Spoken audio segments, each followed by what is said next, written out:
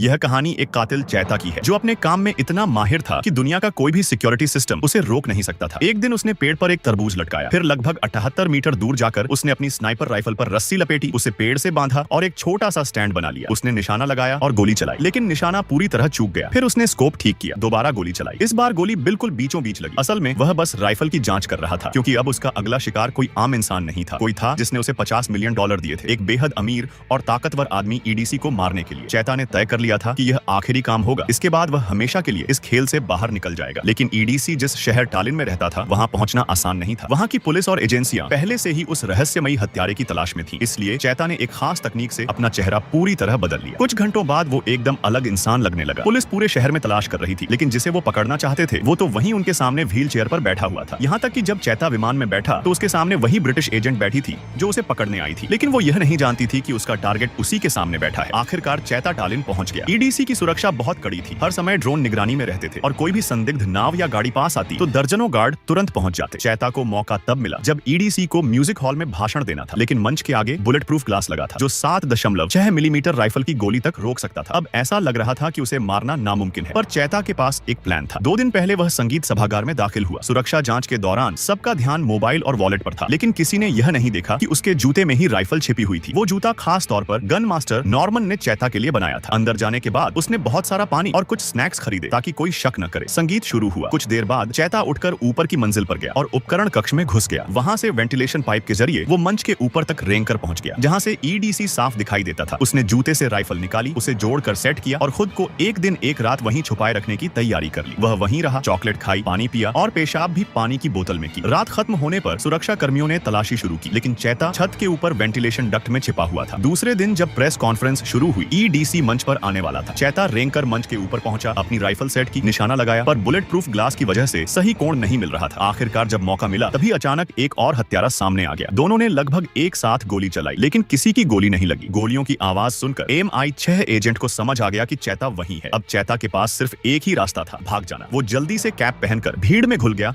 और संगीत सभागार से निकल गया। यह चैता की पहली नाकामी थी। उसका क्लाइंट गुस्से से पागल हो गया, क्योंकि उन्होंने यही आखिरी मौका माना था ईडीसी को खत्म करने का। उधर पुलिस को वेंटिलेशन पाइप में एक पानी की बोतल मिली जिसमें चैता का पेशाब था और अब उनके पास उसका DNA था। लेकिन चैता हार मानने वाला नहीं था। अब वो दोबारा लौटने वाला था और इस बार उसका निशाना और भी बड़ा था। अगर देखना है पार्ट 2 तो कमेंट करो।